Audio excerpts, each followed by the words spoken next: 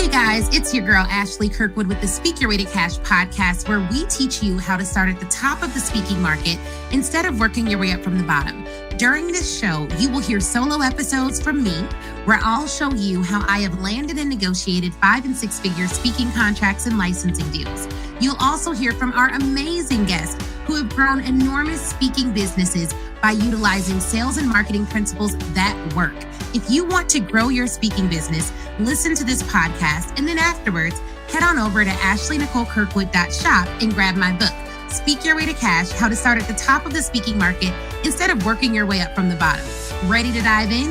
Let's go.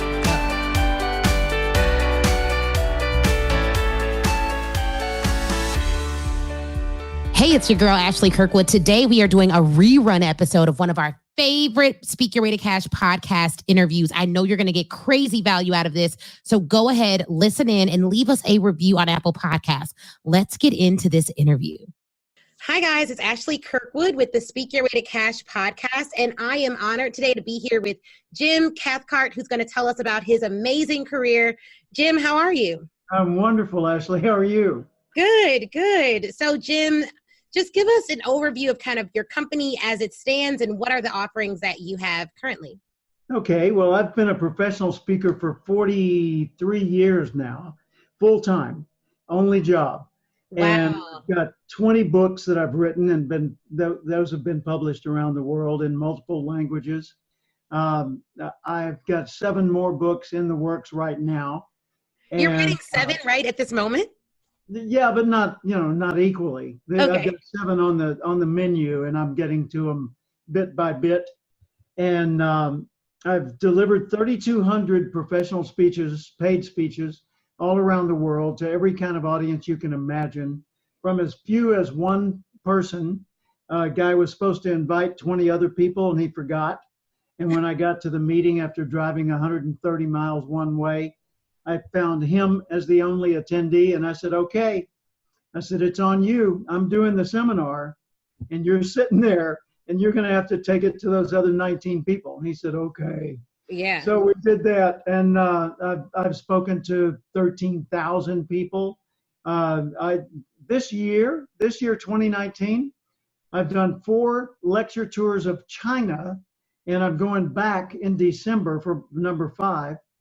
And the audiences range from 700 to 2,500 people for anywhere from 2 to 6 hours at a time. And gosh, I've got online courses. The Relationship Intelligence certification is a 12-part course, video-based. I've got hundreds of video lessons I've created that are in systems here and there. One of my big kind of a accidental win of late was a few years ago, I was asked to do a TEDx talk. Yeah. I did a little 8.5-minute talk, and it's gotten 1,725,000 views with no promotion from me. That is amazing. Wow. Was it picked up by the main TED organization? Yeah.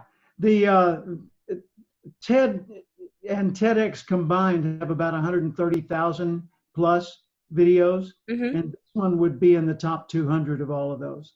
That is awesome. That is awesome. That is really cool. So now we kind of know where you're at now, and this was built over 45 years. Is that right? 43, yep. 43 years. Okay. So can you take us back to year 1 of your speaking career? How did you start to build what we now see as a speaking and consulting empire? Well, I first started out selling Earl Nightingale's motivational recordings on cassettes, door to door to businesses in Little Rock, Arkansas. Wow. Which, as everybody knows, that's the epicenter of adult learning. Not. I did that for a couple of years and struggled at it, but had a great time. And then I got offered a position as director of training. That's not the title, but that's the role. At the United States JC's national headquarters in Tulsa, Oklahoma. Now, the JC's at that time, JC's is a junior chamber of commerce, and it's like Kiwanis, Lions, Rotary, those kind of groups, but for young adults. And the purpose of JC's is leadership training through community service where the purpose of all those other groups is community service itself. So every time we did a project in the community, we would have to submit a written plan and then do the project and then submit a written summary at the end of it, so that we were planning in advance, doing the action, analyzing the success of it every time. And all of those records became part of the archives for that chapter. And so if you were going to do a fundraising walkathon, or if you were going to do a clean up, paint up, fix up campaign for the neighborhood, somebody else probably did that a couple of years ago, and you could get their notes and start your planning from there. And so we were always coaching each other. What did you learn, and so forth. And that's where I learned to conduct meetings, to give speeches, to organize volunteers, to lead projects, things like that. And so the JCs hired me for their national staff to be the, what they call it, senior program manager in charge of leadership training for 356,000 members. So I wrote manuals and I flew around the country giving speeches and seminars to teach people to use the manuals. And were you an employee of theirs at this time, or was this kind of a consulting agreement? And I was making a whopping $1,000 every month, whether I showed up or not. $1,000. Wow. 12,000 a year. And then the second year it was boosted to 18,000, which was amazing for me. And then in 1976, mid-year, I launched out on my own and started my business as a professional speaker and trainer with one customer. And that was an insurance agency in Tulsa, Oklahoma, Mass Mutual. And I was doing consulting and training and coaching for them. And they gave me an office, which was perfect because I needed one, and gave me a retainer, a monthly retainer for the first year. And then after that, they stopped the retainer and I kept the office. But my speaking business had grown quite a bit. So how did you structure that? Because I think there are people who are like, okay, we hear a lot about people having consulting agreements and also doing some speaking for companies, but how were you able to structure that agreement? Or did they approach you and say, okay, this is how it'll be structured. You'll do X amount of hours. At first it was just, random. Somebody would say, hey, you're a speaker, could you come and give a speech at our church or at our whatever? Sure. What do you charge? Oh, I don't know. What do you have? I didn't know. Yeah. So I was just kind of guessing. It was like this, right? Just poke around in the dark until you hit something. And then I discovered that there was a National Speakers Association. Wow. There are other people that do what I do. And so I joined when it was $60 to join, and there were like 200 members in the world. Wow. And basically it was just some other people that did what I did, some of whom knew what they were doing and many of whom didn't yet. And then we started comparing notes and helping each other grow. And all of us just exponentially grew, because when you've got that many people collaborating, everybody gets better. All the boats are lifted by a rising tide, right? Mm-hmm. And so at first I would, like when I was working for the insurance agency, other insurance agencies would say, hey, your outfit's doing really well. Tell us what to do for ours. And my general agent, Joe Willard, also my mentor at the time, he said, actually my mentor even to this day, he said, I don't have time to fly out to other insurance agencies and tell what we're doing that's making us so successful. Jim's a professional speaker. You bring him in. And so these other agencies would say, okay, what does that cost? And I came up with a fee. I don't remember what it was, but it was like $500 or something, plus travel.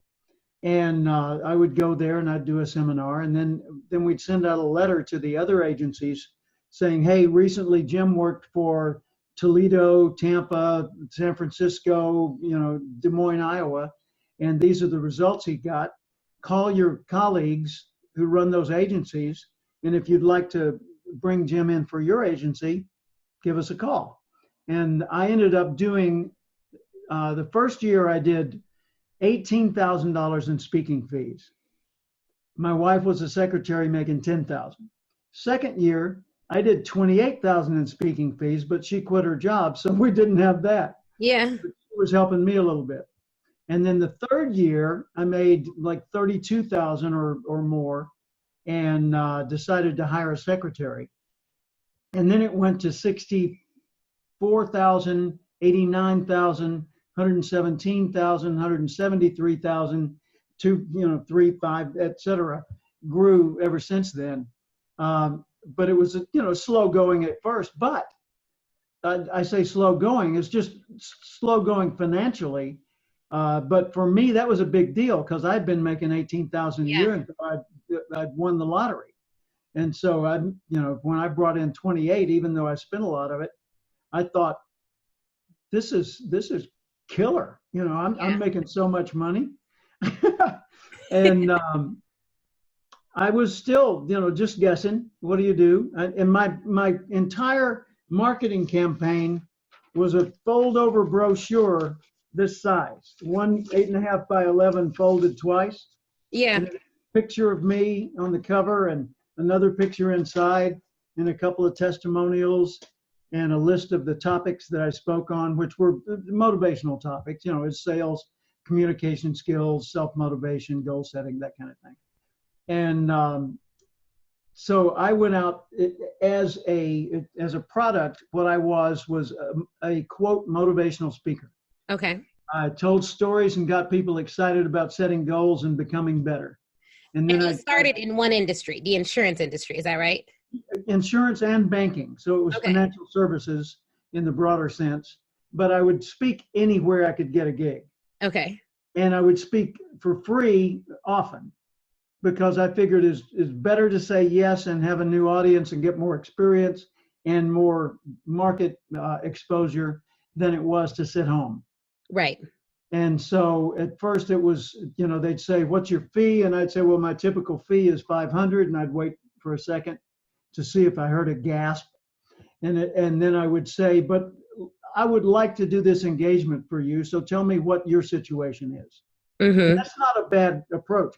I told my grandson, who does magic, close-up magic, he's 19, and he's got his own brand new business card that he designed. That looks like a jack of diamonds. And he said, what should I do when I'm talking to somebody about pay? I said, well, I would really like to do this engagement for you. So tell me what your situation is or what's comfortable for you. And if I can justify it, I'll do it. And so that way you put it in their hands and they say, well, I don't want to insult you, because your fee's way higher than this, I'm sure, but we only have like $16,000 for this. Is that okay? Right. And of course your jaw drops to the floor and you go, yeah. Right. So you don't know what number they're going to come up with. True. I had one recently, a coaching client who's really excited about hiring me, and he's been following me for years. He's read all my books. He carries a quote from me around in his notes every day, and so he considers me a guru. Mm-hmm. He said, I want to hire you for coaching. And he said, what's your fee? I said, well, I don't have really a flat fee for coaching. I said, tell me what works for you. And if I can do that, then I will. Yeah. And what he came back with was so low, I could not do that.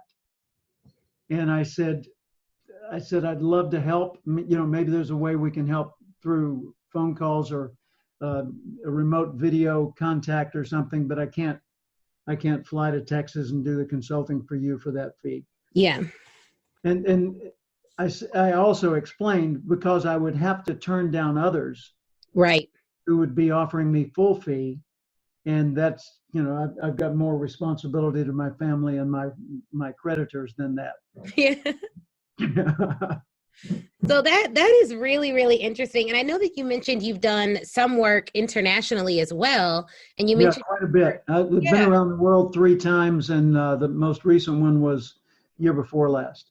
How did that start? And when in your career did that start? And what was the impetus for that? When it started, I started my career in 1976, 77. That was the first official year of my speaking career. And just to save everybody the middle calculations, I'm 73 years old this month. So I was born in 1946, and I started in 76, and 76 was sort of the mainstream of the human potential movement, as it was known years later. Okay. And so everybody, for the first time in my memory, was getting interested in motivation and self-improvement and things like that. And if you did that, the people were curious. It didn't mean you'd get a sale, but at least you got their attention. Mm-hmm. And today, everybody just assumes that self-improvement is just part of being an adult. Right. Everybody's going to read books on goal setting and communication skills and leadership and all those things. Well, not back then. Back then, I had to sell the concept of continuing your learning after school. Because people did not, adult learning was a new phrase. Imagine that. Wow. And training people in things like time management, strategic thinking, interpersonal communication, that was new. And learning from recordings, which today would be done through your phone, right, back then was done through cassettes. And so I would have to sell people on the idea of listening to recordings, and then I'd have to sell them my cassettes, and then I'd have to sell them cassette player and batteries. Right. So it's like going out into an African remote village where nobody wears shoes and trying to sell shoes. Well, first you got to sell them on the value of covering up the bottom of their foot when they're walking. And then second, and all that kind of thing. Mm-hmm. So the opportunity was great, but the desire, the readiness of the market was minimal. It's really been different over the years. You had asked the question a little bit differently than my answer. So how did you my son would say to me, "Dad, I didn't want to know that much." Well, how did you first break into the international market? Were you pitching? Oh yeah, in international. Well, people think, well, there's an international market. No, there's not. There are people that don't live here. That's it. That's all. There is not an international market. If there were, you could go to the international meeting and talk to all those people, and then they would know about you. But There's not an international meeting. There are, however, international, events in other countries where people are brought together from many locations. And if you're at those events, like an expo in London or in Berlin or in wherever, Dubai, if you're at those events, you're able to network with people from a lot of locations and possibly stimulate some non-US clients. So what happened for me was my first international engagement came from a guy that found me. And it's interesting to trace the lineage of this. I'm in Tulsa, Oklahoma at the time. I'd been working for the JCs, and I left and went to the insurance agency. And then after the first year, they said, "You're no longer an employee, you're a consultant, but you can keep the corner office. Just do work for us when you're not on the road." Okay. So I did a barter deal with them on that. Mm-hmm. One day I got a call. The guy said, "Hey, Jim, Ben Blackstock, Oklahoma City. I'm with the, the Advertising or Public Relations Association. And our chapter meeting is today, and our speaker canceled. Are you available?" Well, that's like 136 miles away. And I thought, sure. So I run home, change into a suit, jump in the car, drive to Oklahoma City, and I'm studying up on this group as best I can. Whenever I have to stop at a light or something, I'm looking at some notes I'd gotten on them. But I didn't have much in the way of notes because there wasn't an internet. You couldn't go to their website or something like that back then. So all I had was the notes from our conversation. And so I'm thinking about this as I drive to Oklahoma City. I go into the room and give my speech. And it's pretty much standard speech because I didn't have time to prepare anything other than that. Yeah. But it was about motivation, goal setting, and doing better and being a better person. And so I shook hands and went home. No big deal. And let's see, that was about 19 80. Mm-hmm. So in 83 or 4, I get a call. And by that time, I've left Oklahoma, moved to California. I'm living in La Jolla, California, business partners with a college professor there, Dr. Tony Alessandra. And he wanted to be a speaker like me, and I wanted to know about marketing like him. And we're still best friends to this day. But anyway, I'm sitting in the office, and the phone rings, and it's a guy named Michael Redwine. Mm-hmm. Jim, this is Michael Redwine. I'm in Antwerp, Belgium. Oh, wow. Whoa. Well, hi. He said, hey, my boss is interested in sales training for our company, and he would like to talk to you. He's coming to the USA. And I said, well, cool. You know, wonderful. Here's where I am. Tell him I look forward to seeing him.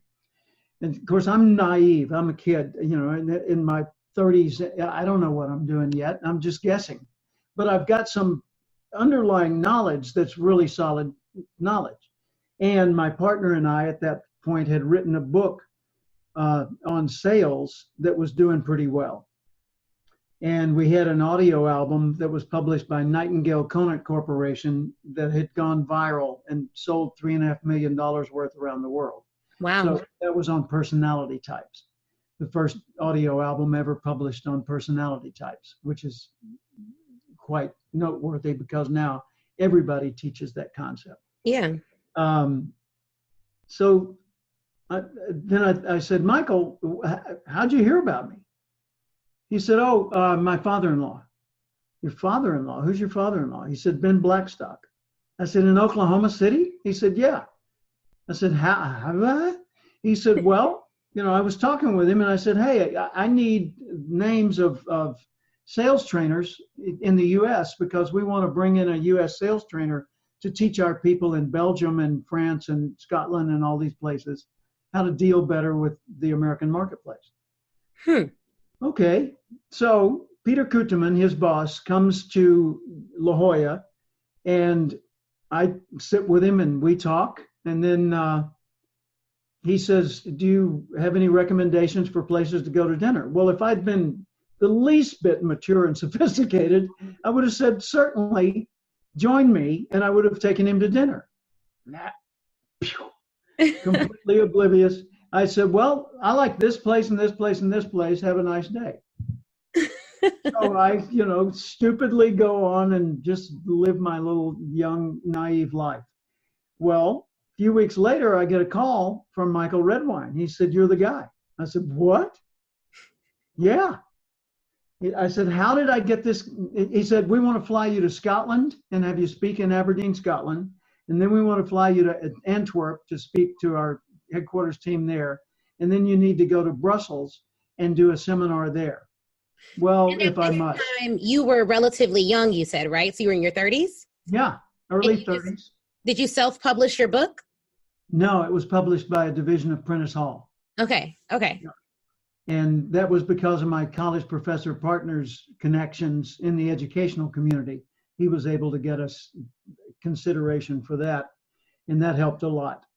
So it helps to have a PhD. I don't even have a college degree, and yet I'm a professor at California Lutheran University School of Management, and I'm there. I teach the executive MBA program, and I'm the entrepreneur in residence for the university.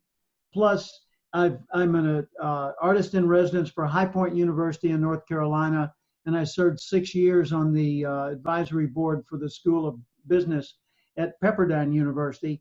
No college degree. Wow. Right? And is that all through relationships and your scholarship that you've published? Well, I've got 20 books, so that's a big credential, but I've also got lots of other credentials. I've won every major award in the field of professional speaking. Even in Toastmasters, which I was only a member of for 3 months back in the 70s. In 2001, they chose me for their Golden Gavel Award, which had gone to the great names of professional speaking throughout the years. Lots of movie stars and politicians and world leaders. And they chose me for 2001. That was big to me. That is big. Congratulations. Thank you. And I got the Cavett Award, which is the award given, it's a Lifetime Achievement Award named after the founder of the National Speakers Association, which is Wow. the founder, Cavett Robert. And are you still in NSA? Yeah. Oh, yeah. I'm big time still in NSA. Okay. I became president of it in 1988 and 89. I designed the professional education program they use to train all the members. It's called the Professional Competencies. Mm-hmm. Just, every speaker award you can think of, I've had the honor of receiving, and none of them have I directly pursued. I haven't lobbied to get them. I haven't asked people to nominate me. I haven't, that kind of thing. They've come organically as a result of my growth in my career. Mm-hmm. So NSA, the National Speakers Association, which is about 4,000 members today, plus the Global Speakers Federation that grew out of it, which is thousands more around the world. That's my tribe. Those are my classmates. That's my family. Mm-hmm. And I know thousands of them, and they're dear, dear, dear close friends. I read their magazine every month. I go to the conventions still to this day. I've only missed 2 conventions since 1978. That's not bad. Yeah, that's not. Yeah. And there's a lot I could say about that. But back to the international. Mm-hmm. I got hired for this one gig, which was multiple engagements, and it went really well. And I said, why did you hire me? I was over there in Belgium. And they said, well, Peter Kucherman, the guy who hired me, the boss. All right, wasn't that interview amazing? If you're anything like me, you have pages full of notes. But here's the thing. Before you head out, I want you to go to facebook.com and join the Speak Your Way to Cash Facebook group. That is where I am. That's where a ton of other speakers are, a ton of other people who listen to the show. We all congregate there and chat. And it's 100% free. Now, if you're ready to take your speaking career to the next level, I have 2 ways for you to do that. One, you can go to ashleynicolekirkwood.com/SYWTC live replay and pick up the live replay. That training is 7 modules, chock full of information. It's crazy. Go over there, read all about it. Or if you want a more personal experience, you already know that you want to be a speaker. You're ready to fully commit and you want someone to walk you through it and save you tons of time Googling and doing it on your own, then book a VIP day with me. You can go to ashleynicolekirkwood.com, scroll down until you see the VIP day section and get more information on that there. All right. Thank you guys again for watching. Please do not forget to leave us a review. That is how we keep this train rolling and get some of the best speakers in the world to get on this show. So please, please, please leave a review. Shoot me a message on Facebook or Instagram, and Facebook in the Speak Your Way to Cash group, Instagram at the Ashley Nicole Show. And I'd be more than happy to chat with you and say hi. All right, y'all have an awesome, awesome day.